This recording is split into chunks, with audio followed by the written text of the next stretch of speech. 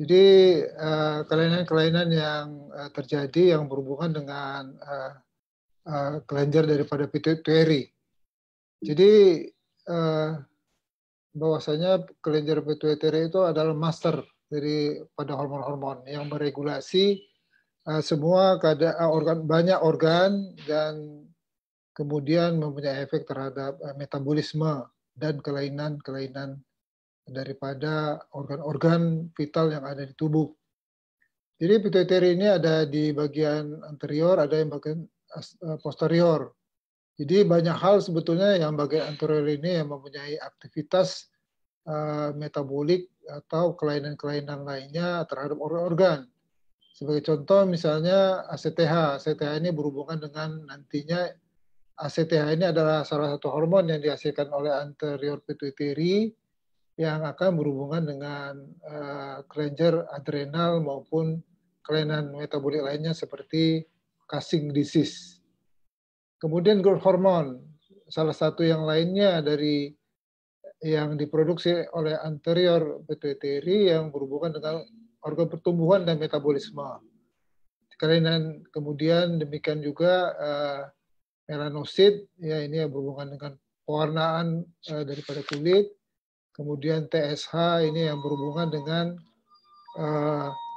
kelenjar tiroid. Demikian juga FSH-LH yang berhubungan dengan spermatogenesis dan prolaktin yang berhubungan dengan produksi daripada kelenjar susu. Nah, jadi kemudian salah satu dari kelenjar posterior pituitary yang sering didapatkan kasusnya juga di penyakit dalam adalah gangguan produksi daripada ADH. Jadi setiap kelainan-kelainan daripada organ-organ ini akan berhubungan dengan anterior pituitary ataupun posterior pituitary. Kemudian ada kekhususan tersendiri kelainan-kelainan pada hormon ini, baik apakah itu malinansi atau hiperfungsi daripada kelenjar pituitary atau hipofungsi daripada kelenjar pituitary itu ada hubungannya dengan feedback mechanism. Artinya apa? Kalau memang di sirkulasi hormon itu meningkat konsentrasinya, dia akan menyebabkan feedback mekanisme terhadap pituitary sendiri dan hipotalamus. Demikian sebaliknya kalau memang di sirkulasi hormon tersebut menurun, dia malah sebaliknya mengadakan feedback yaitu dengan cara merangsang kelenjar hipotalamus dan pituitary. Inilah kekhususan dan ini salah satu contoh misalnya pada kelenjar tiroid. Kemudian yang kedua, feedback mekanisme ini dasar untuk diagnostik. Kemudian ini dasar juga untuk kami dari penyakit dalam menilai keberhasilan terapi daripada kelainan-kelainan pada hormon ini.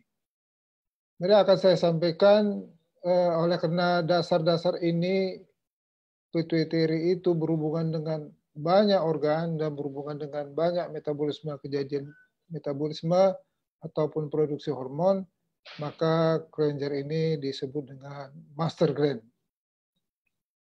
Ini salah satu contoh misalnya ini yang paling sering kami dapatkan kasusnya di penyakit dalam, ya, bahwasanya TSH thyroid stimulating hormone ini diproduksi oleh pituitary. Kelainan daripada pituitary ini bisa sebagai diagnostik maupun keberhasilan terapi. Sebagai contoh misalnya pada kelainan hipotiroid. Hipotiroid ini di mana oleh karena disirkulasi menurun, maka akan menyebabkan feedback mekanisme perangsangan terhadap pituitary, maka TSH itu akan meningkat. Jadi salah satu kelainan klinik yang terjadi hipotiroid, misalnya orangnya lambat, gemuk, ya, kemudian merasa sering kedinginan, itu salah satu gejala klinis daripada hipotiroidism.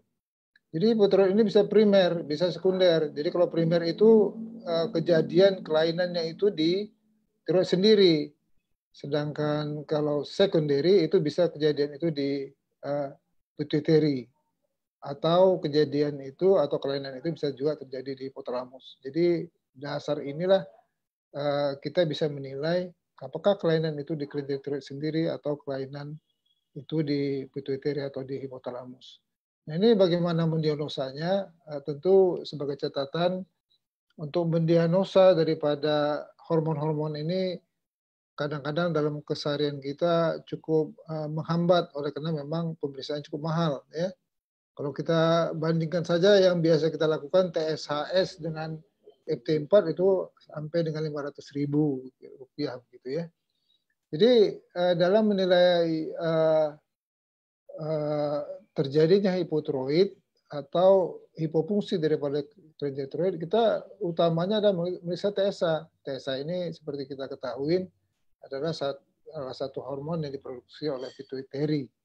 Dan selanjutnya sampai dengan pemeriksaan TPO, antibody dan sebagainya, nanti kita dapatkanlah dia diagnosanya sebagai hipotiroid. Kemudian ini juga severity daripada keparahan tiroid itu berhubungan dengan hormon yang lainnya. Jadi hormon ini sebetulnya walaupun TSH, demikian juga hormon-hormon pituitari itu saling berhubungan dengan hormon yang lainnya, termasuk insulin misalnya. Jadi kalau TSH itu ya akan meningkat, pada keadaan hipotiroid, hormon T3, T4 juga akan menurun. Jadi pengobatannya biasanya kalau apakah itu primer, apakah sekunder, atau tersier. Kalau primer ya tentu kita akan substitusi dengan hormon T4. Tetapi kalau penyebabnya sekunder atau misalnya kelainan itu biasanya di pituitari, itu tindakan-tindakan apakah surgikal dan sebagainya itu akan dilakukan seperti itu. Jadi tergantung pada diagnosanya, apakah hipotiroid itu yang primer atau yang sekunder. Dan di dalam pengobatan kalau memang kelainan itu di primernya di kelenjar tiroid itu akan diberikan TSH sampai dengan TSH-nya anormal. Lagi-lagi kita menilai fungsi daripada pituitari. Kemudian yang sebaliknya adalah yang ini juga paling sering sebetulnya di penyakit dalam ada hyperthyroidism atau disebut dengan Graves' disease. Ini disebabkan oleh karena autoimun.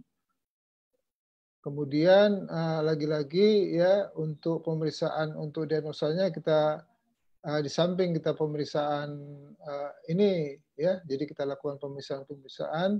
Salah satu adalah pemeriksaan TSH.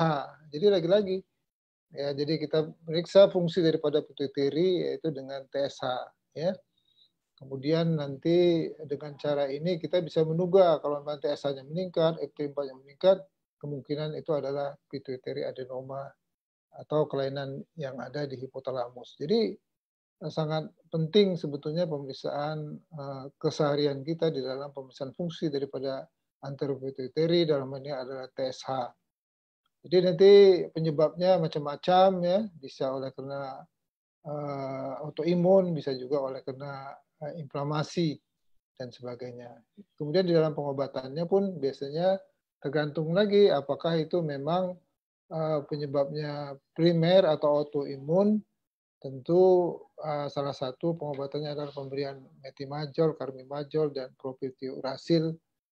Dan sekali lagi di dalam penilaiannya keberhasilan terapi kita akan menilai fungsi daripada pituitari. Dalam ini adalah pemeriksaan daripada TSH. Kemudian kelainan-kelainan yang lain adalah kelainan yang casing. Ya, casing itu secara klinis orangnya gemuk, mukanya moon face ya. Biasanya oleh karena memang konsentrasi kortikosteroid di tubuhnya itu meningkat.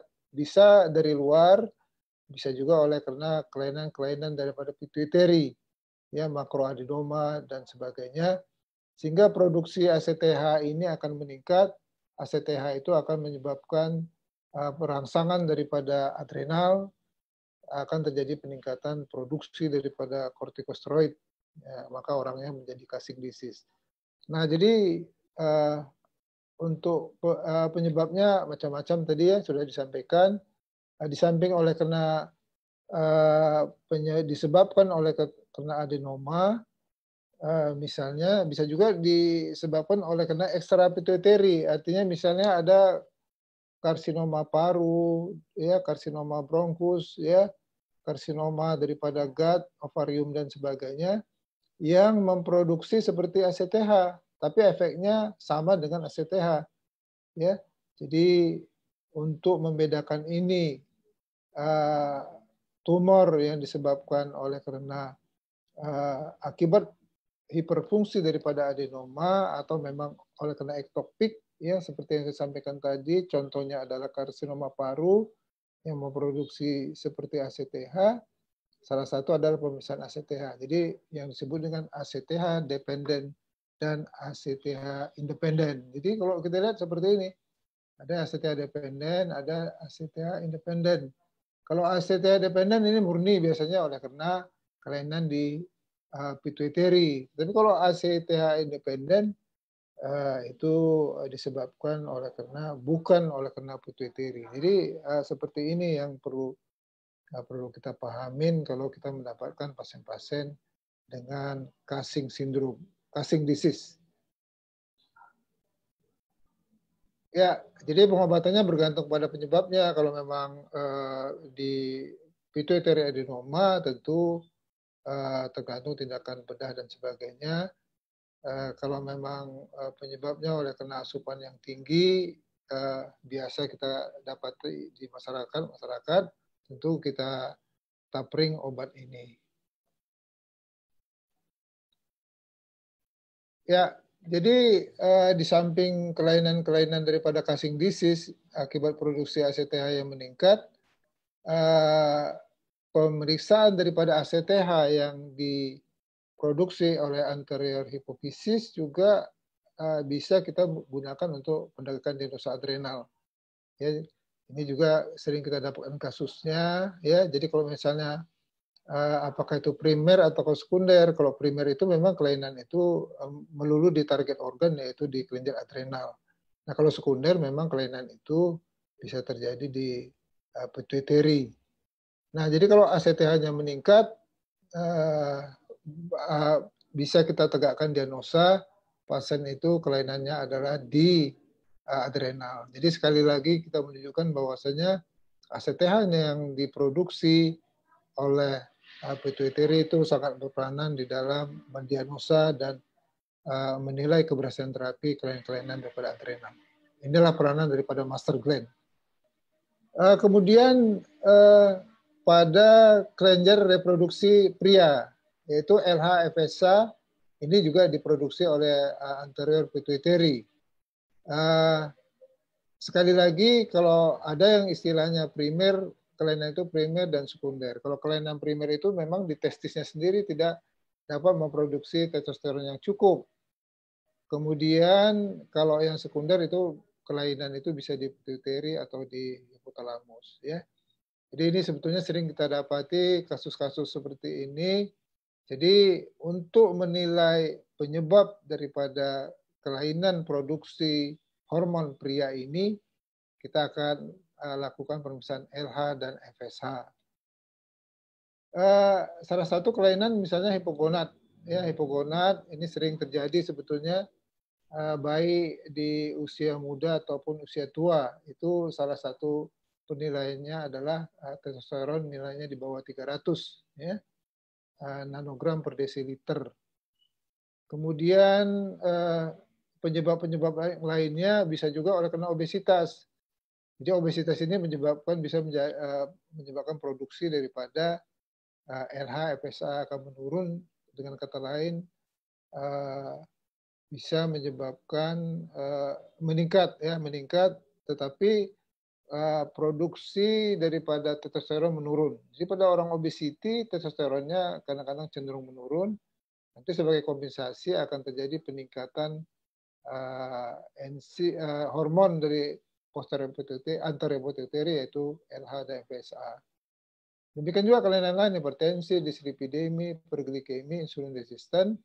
Ini akan menyebabkan terjadi metabolisme sindrom, dan pada orang metabolisme sindrom itu akan terjadi gangguan produksi daripada testosteron, maka orang simptomnya akan menyebabkan terjadinya misalnya disfungsi ereksi, ya begitu. Jadi dalam keadaan disfungsi ereksi itu akan besar peranan pemeriksaan hormon anterior pituitary anterior yaitu LH dan FSH.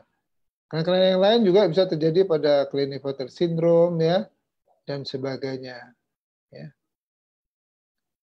Ya, ini salah satu metode sebetulnya bagaimana kita menilai apakah itu primer dan sekunder ya.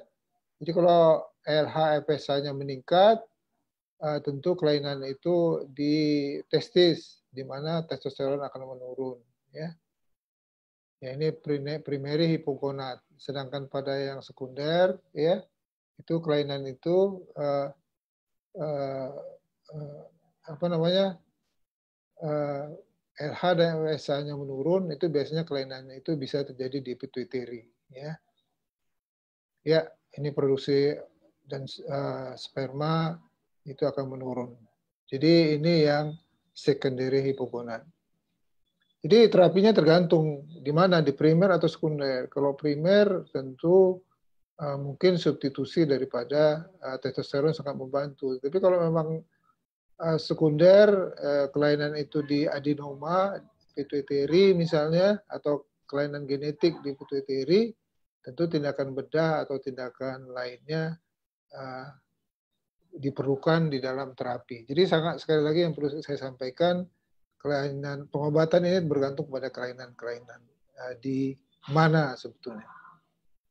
Ya, jadi akromegali ini ada juga kita jumpai kasus-kasus, ya, beberapa kasus. Satu kasus biasanya oleh karena kalau akromegali itu ini disebabkan oleh peningkatan hormon growth hormone atau IGF-1, ya, yang dimulai pada waktu dia masa dewasa. Kemudian kalau gigantisme itu dimulai peningkatan hormon ini, hormon IGF-1 ini dari masa kecil, jadi orang seperti raksasa seperti, ya, seperti itu. Ya, jadi memang tindakan ini pada umumnya bukan. Nah, kalau kita bandingkan hormon pituitary lainnya dibandingkan dengan growth hormone ini tidak langsung ke target organ, misalnya ke tulang tidak dia langsung, dia harus melalui hati. Hati akan memproduksi IGF-1. IGF-1 inilah yang merangsang pertumbuhan daripada tulang. Ya, jadi sekali lagi growth hormone ini di samping membantu pertumbuhan juga atur serta di dalam metabolisme glukosa dan sebagainya.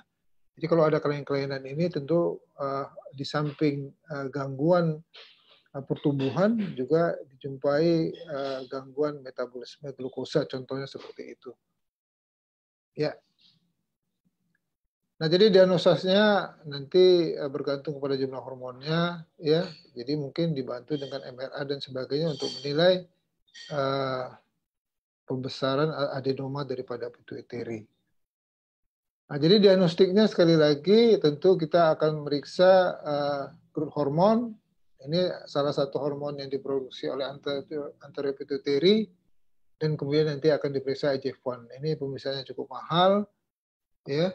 Jadi sangat memberatkan kepada pasien, juga menghalangi untuk diagnosis. Tapi dari klinis kadang-kadang bisa kita duga apakah itu dia terjadi akromegali atau tidak. Jadi kemudian kelainan yang lain adalah salah satu prolaktin. Prolaktin bertanggung jawab untuk pengeluaran air susu pada ibu, ya. Kemudian kalau terjadi peningkatan prolaktin, terjadi galaktore, artinya galaktore itu terjadi pengeluaran ASI di luar atau setelah menstruasi, setelah melahirkan, ya. Jadi kalau ada pengeluaran ASI di luar setelah melahirkan, itu disebut dengan galaktore. Nah, peningkatan prolaktin ini disebabkan oleh karena peningkatan daripada TSH.